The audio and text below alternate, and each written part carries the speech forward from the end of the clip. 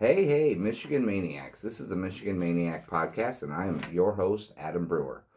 This was supposed to be the big game pregame Maryland, but because of COVID concerns, this is going to be all about the culture of Michigan football, and I'm going to finally give my take on the two, maybe three coaching prospects I think that could take over for Harbaugh, and we wouldn't miss a beat or even be better.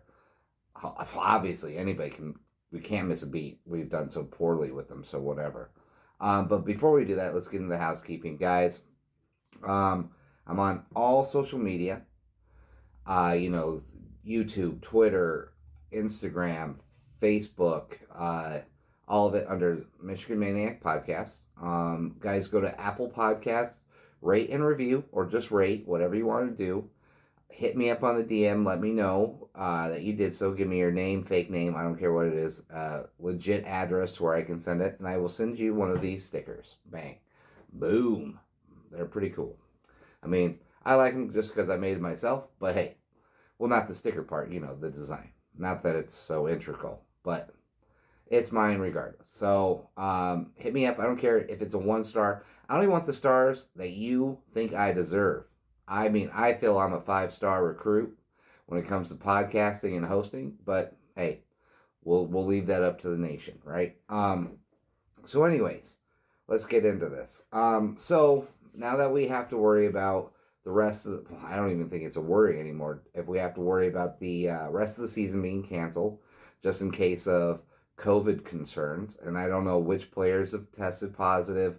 They're all kind of hush-hush at this moment, so not a lot of info coming in and out. I mean, hell, we might even play Maryland this week. I don't know. We'll find out. They've suspended all practice and all team activities for this week so far. So we'll see what happens in the upcoming days. But I figured since no need to really worry about the Maryland thing, let's go ahead and let's dig into some of the stuff that's really been concerning me about Michigan and its culture and Harbaugh and all this baloney, right?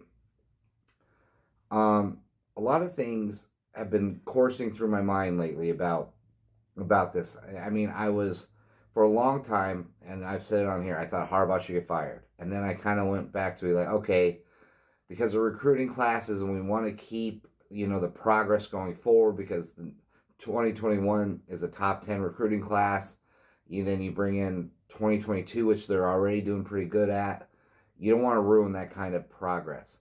So I'm like, okay, well, let's fire Don Brown and we'll keep Harbaugh, and maybe that will change things, right? That'll make things a little bit better. And I'm sure it will be. I'm sure they can do that. But I've been thinking about it, and other stories that I hear, I've listened to a few other podcasts, and a lot of ex-players have mentioned some of the things that have gone on behind the scenes that they have talked to other ex-players about during Harbaugh's tenure, and I'm convinced that he just has to go. Whatever happened in 2016, the end of that season, it destroyed Harbaugh. It really did. He already had a weird culture as it was.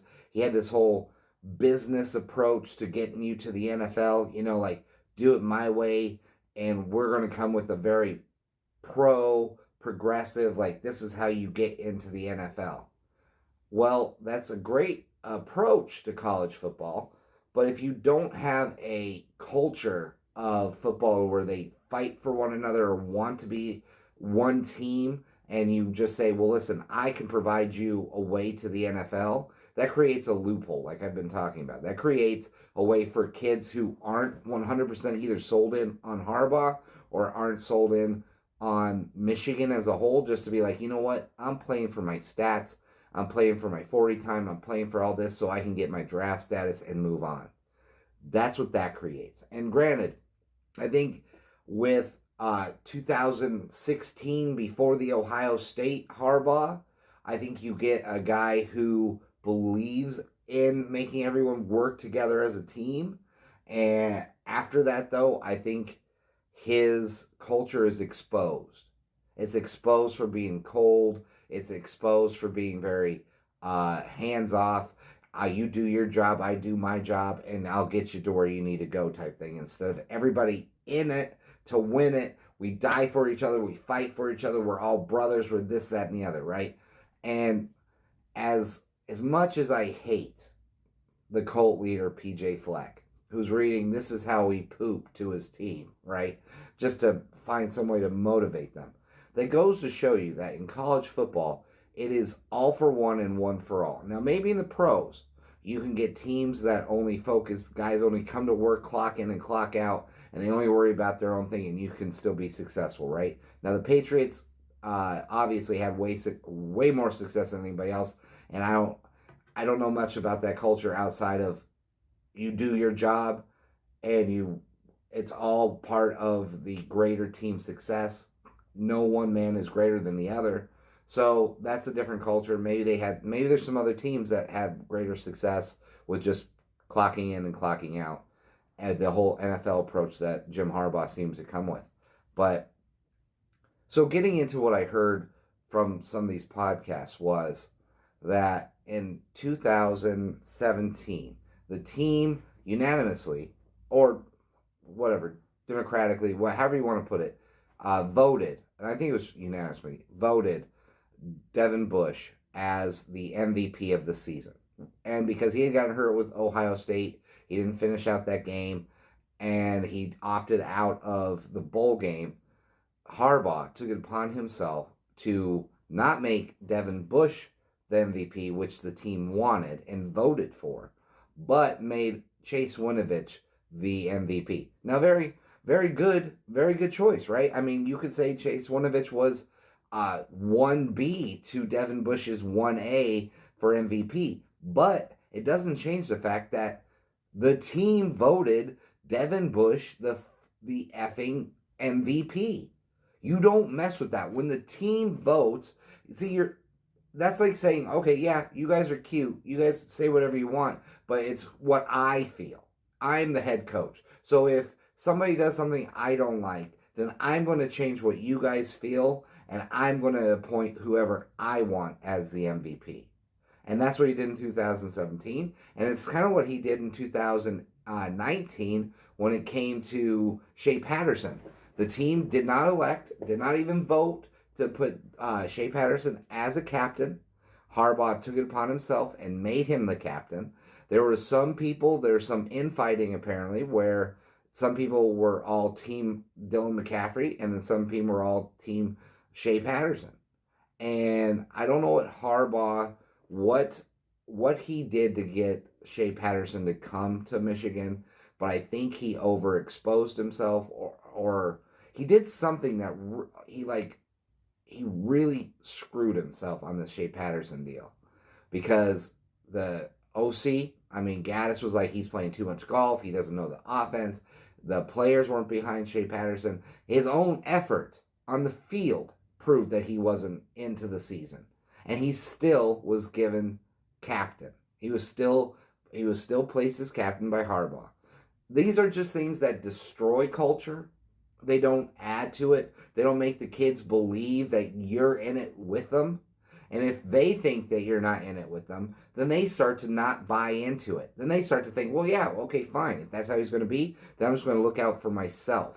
I'm going to look out for myself. I'm going to get my stats, and I'm going to go to the NFL if I'm good enough to do that. That's just what I'm going to do. And I mean, you can kind of see that with the opt-ins and the opt-outs of both Ohio State and Michigan. With that culture of, it's my way or the highway, Jim Harbaugh, and just do your job and I'll get you to the NFL type thing. And they're all playing, for themselves. Look at Nico Collins. Look at Amory Thomas. They're both like, hey, okay, he got us to this point. We don't know if the season's going to happen. Why do we want to come back in and play when all we're really playing for is to get to the NFL? I thought there was like a handful of malcontents on this team, and I thought they were really tearing the team apart. So that's why I figured they needed to get together as a team and really learn how to play with one another. But it's the culture. The culture is all screwed up. The culture tells them, listen, this isn't a team. You guys are all individual players who are trying to make it to the NFL. So therefore, you worry about your shit. Don't worry about the other person, and do you. That's what Harbaugh has set up. Now, maybe a Harbaugh that's truly invested, that's super excited, that is going to other games, just really, going on sleepovers, doing whatever the hell Harbaugh's got to do.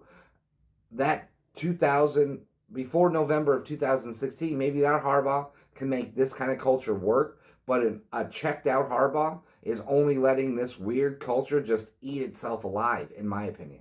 I don't see how, there's just too much evidence to the contrary, right? Look at Denard Robinson coming in 2019, wanting to be around the team for that Notre Dame week, right? Wanting to be around him, talk to him, be whatever, put himself at just like, hey, I'm here, administration, what can I do to be a positive in this program? And he got the cold shoulder, 100% cold shoulder. He wasn't asked to talk to the team. He wasn't asked to be there at practice. Harbaugh was like, what the fuck are you doing here, basically? And he was at normal people's tailgates, and a booster had to give him seats to one of the suites for that game. The administration, the team didn't even take care of one of Michigan's ex-greats. You can say what you want to about his passing ability, but the way he riled up a team, the way he led the team, the way he ran, the way he did all of it, Denard Robinson deserved better than what Jim Harbaugh and Ward Manuel gave him in 2019. So when you see that as a current player, why do you want to try hard? Why you feel like you're not even a part of the team? You feel like you're not even a part of this family, and that's what college football is all about. Is your young men leaving, first of all, leaving your family for the first time, maybe ever, and you're buying into what they recruited you to do, which they, this whole storyline of, well, we're Michigan, we're family, we're Michigan men. Woo, Michigan man. Well, when Harbaugh acts like this, he's not acting like a Michigan man. Pre-2016, Harbaugh had Brady and Jeter and all these people. Ric Flair to the signing of the stars baloney. And it was an event. Post-2016, Harbaugh could give a shit less about anybody else but what he's doing. Maybe that's how he treats his coordinators too, because most of the really good ones leave, and we're stuck with old man Don Brown. I think it's just time for him to go. I think whatever happened in 2016, well, we all know JT was short. I think it crushed Harbaugh like it did the rest of us. But I think it really destroyed him. He has never been the same, and it's destroyed his culture, even though the culture that he was setting up was kind of janky to begin with. But it's gone. He's gone. And all these kids now are left to play for the NFL, play for their own self. And you can tell, if this team was really locked in on one another and really were going to fight for one another, we would be winning these games. We would be winning a lot more games, because it's not like we don't have any talent. They just don't listen anymore. They don't believe that the coaching staff has their best interests at heart. They just don't. And then when you listen to Harbaugh and his pressers, he's clueless. He's very frustrating to listen to anymore, Harbaugh. And I'll go on record. I was a huge fan of Harbaugh. I love that guy. He was the first quarterback I ever knew at Michigan. And to see what he's become, it's sad. It's sad. And to see that Ward Manuel doesn't give two shits about this program because he's keeping this man around. I don't know what you got to do. Maybe you have to do a little underhanded type stuff and sign him for 2 years, and just so you keep the class coming in, hire somebody like a Matt Campbell. We'll get into who I think could fill that. Mm-hmm. But I just don't get where we're going with this from here on out. I don't see how it can turn around under Harbaugh. I just don't. I think he's lost. I think he's checked out. I don't think he really gives a crap right now. And some of the things he says tells you that he's just begging to be put out of his mercy. Out of his misery, not mercy. Sorry. Also, Cade McNamara's out for the season, right? I don't know if that's official, but I saw it on a Instagram post, so I would assume it's right. But If that's true, we're screwed. So we might as well let COVID just run rampant through our program because, yeah, why not? You know what I mean? What do we have to play for?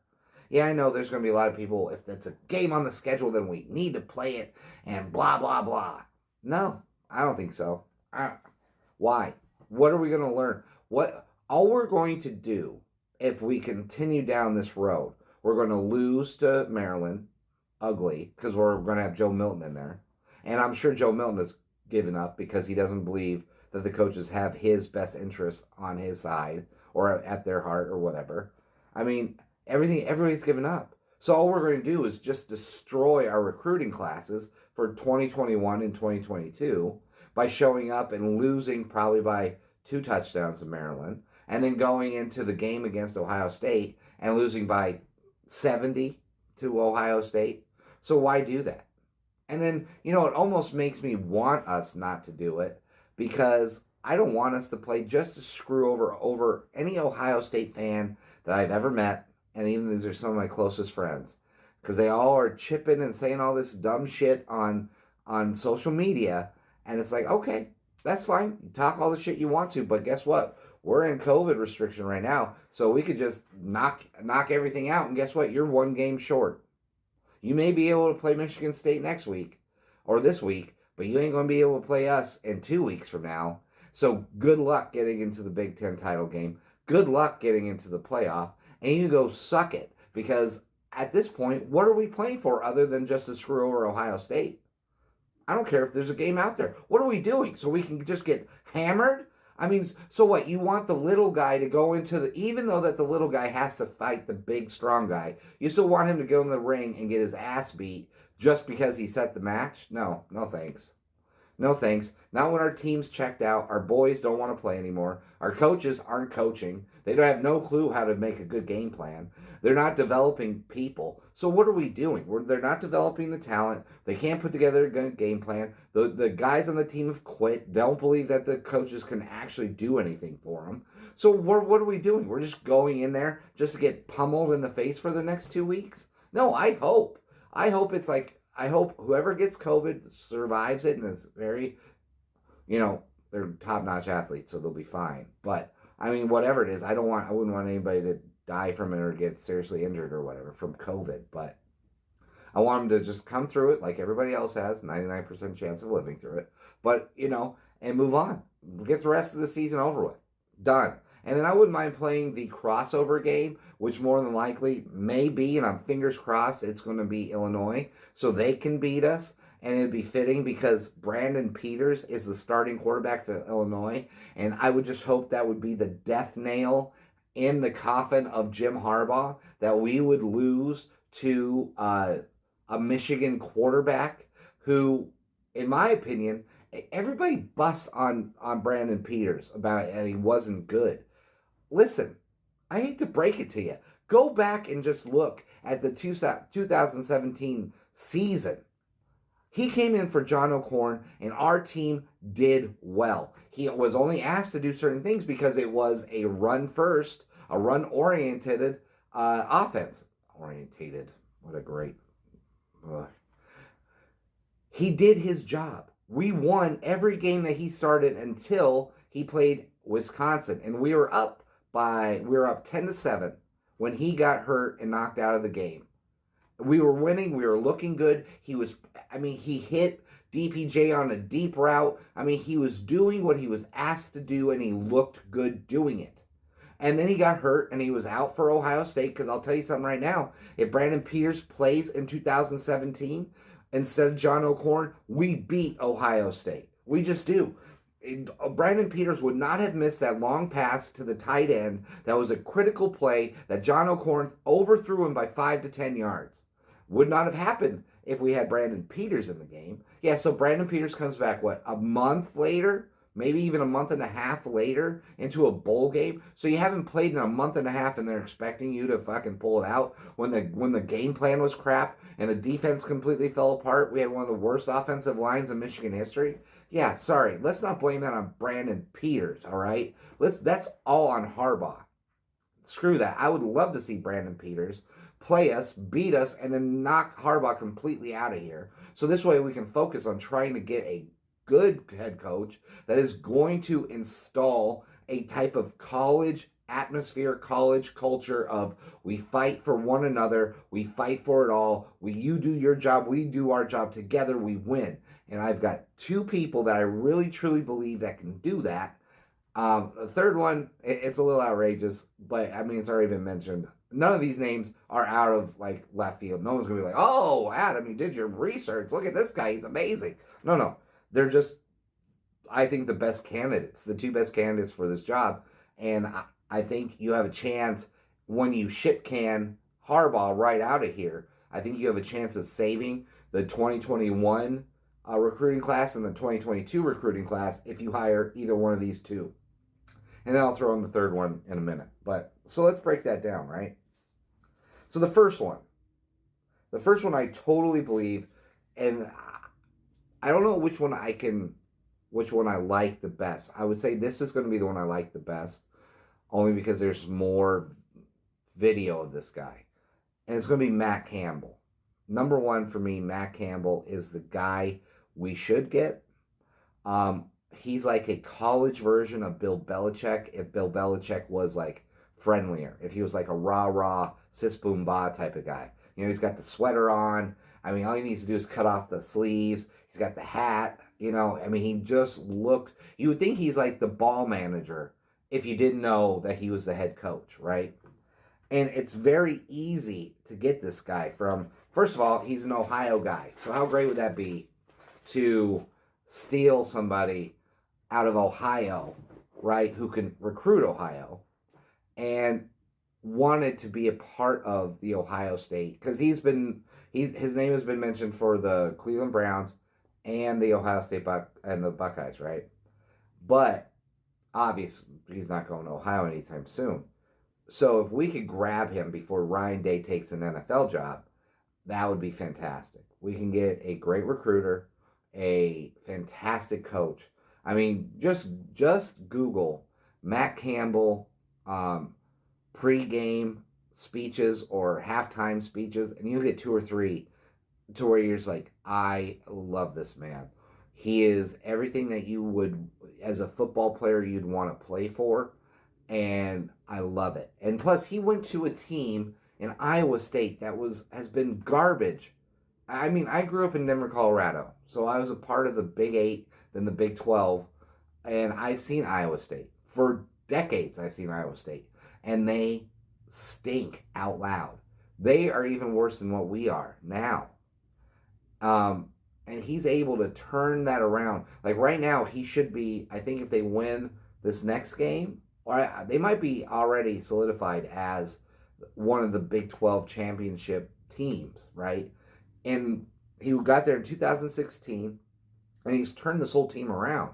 I mean, so his salary right now, he's getting paid something like $3.5 million. 3.5.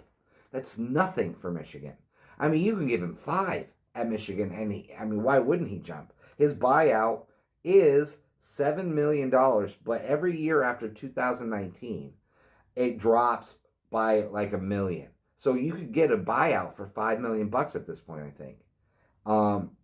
Here's another little bit of info on Matt Campbell. One, I love his culture, right? When your own player comes out and says the reason why we beat Texas is because we have 5-star culture to their 5-star players. That's exactly what you want your players to say. That's a person who's bought in. You can tell that team's bought in. They're like 7-2 this season right now or something like that. Phenomenal. He sets a culture and he believes in it and he cultivates his talent. He actually, like I want to get into his recruiting classes here in a second, but he's a little bit more FYI or a little whatever about Matt Campbell. He's beat everyone in the Pac-12. Big 12. He's beat everyone in the Big 12 at least once.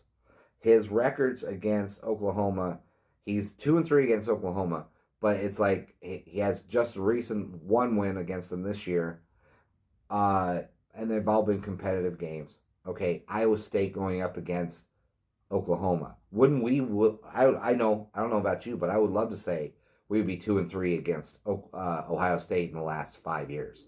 I don't know about you, but I'd jump at that. None of them have been blowouts.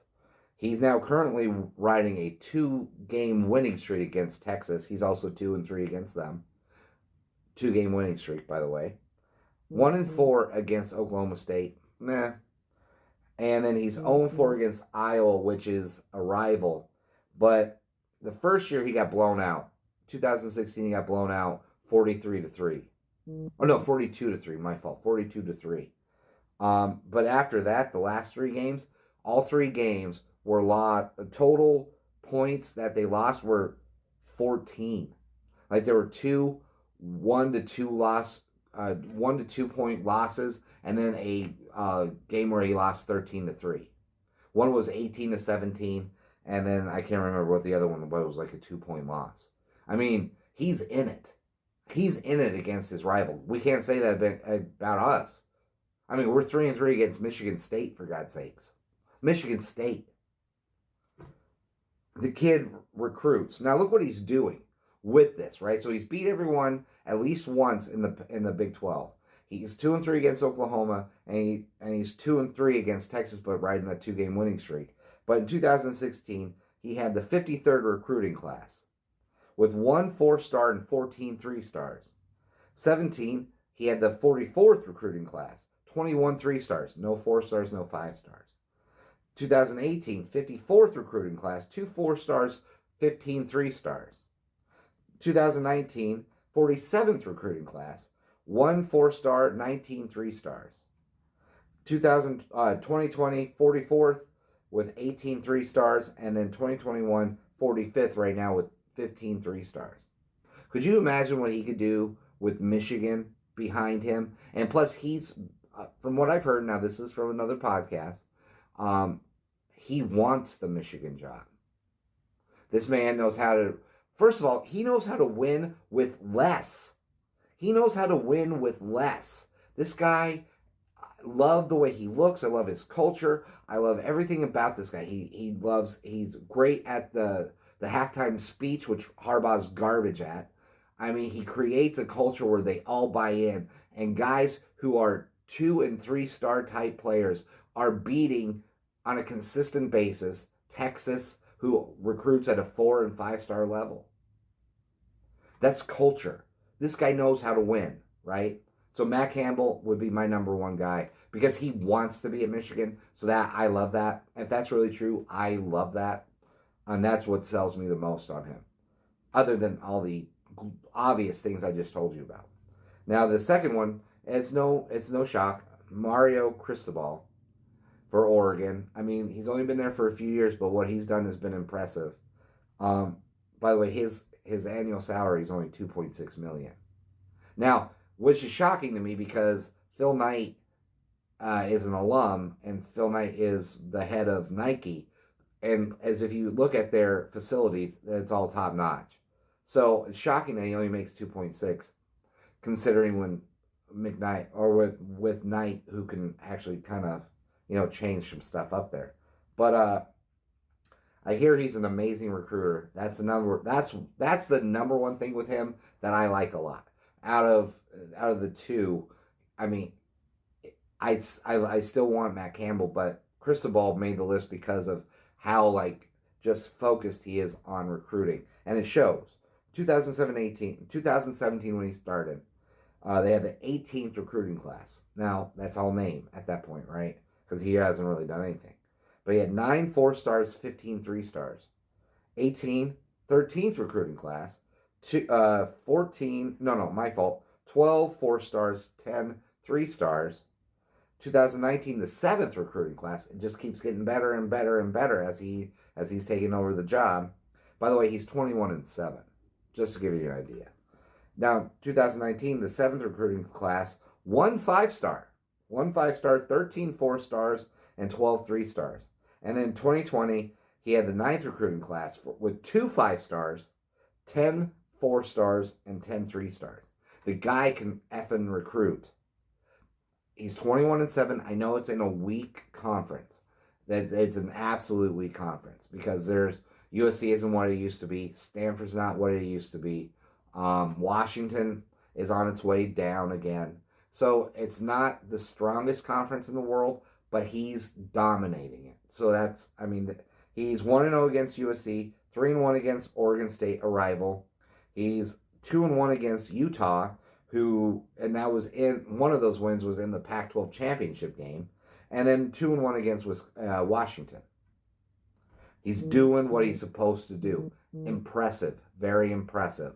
By the way, his buyout is $8 million, but if he leaves before January 2021. Now, every month after that, it drops to $5 million. So he could leave,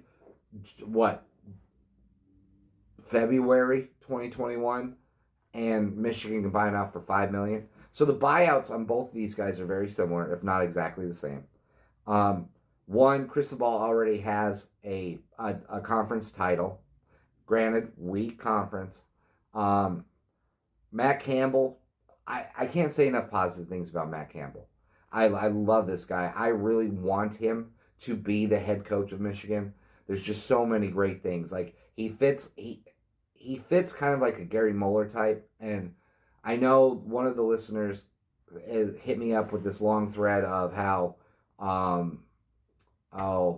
what's his face from Cincinnati is a lot like Moeller because they have Ohio ties and this, that, and the other. But so does Matt Campbell. And I don't know. I love this guy. I love everything about him. His hard work, his nose to the grindstone, the whole Belichick feel to him, but rah type. So everything you want that Belichick has, then you mix in the rah part, and it's like just perfect for me. I don't know about anybody else, but for me. And then now the third one, I would just say Urban Meyer.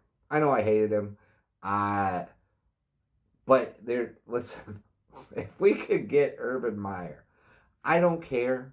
I don't care how dirty he is. I'm tired of this whole Michigan man baloney. Be a good man all you want, fine. Let's win. I just want to win for once. We've had Michigan men, and we got kicked in the teeth for over 2 decades. So I'm done getting kicked in the teeth because we have guys who play by the rules. I mean, if Ohio State can figure out how to avoid the death penalty with Urban Meyer, I'm sure we can too. We're Michigan. We're smart enough to do it. But he's one of the great, he's arguably next to Saban next to Saban because Dabo Swinney still has a few more years of what he's doing before he even gets mentioned in the all-time greats. But Urban Meyer and Nick Saban are two of the greatest college football coaches in the history of college football. When you listen, I know I even hate to listen to him talk on Fox because he always busts Michigan's balls. But what he says most of the time is absolutely true. He has great, insightful points. And let's put it this way. No man recruits better than that guy. Nobody's been more successful than that guy. And outside of Saban. I don't give a hell. Just as I know we're not going to get him. But let's throw, a Hail Mary pass if we can get him. Let's do it. It'd be Urban Meyer. I know people aren't going to agree with me. And that's fine. I mean, even half of me is fighting this right now. But I'm telling you, he's it. But out of the two realistic guys, I think Matt Campbell and Mario Cristobal. Because I think you could save both your recruiting classes if you hire those two. If you had one of them and you're like, listen, J.J. McCarthy, hey, Xavier Worthy, before you sign that letter, before you swap, before you decommit, take a look at what our coach is. Let Matt Campbell talk to Xavier Worthy.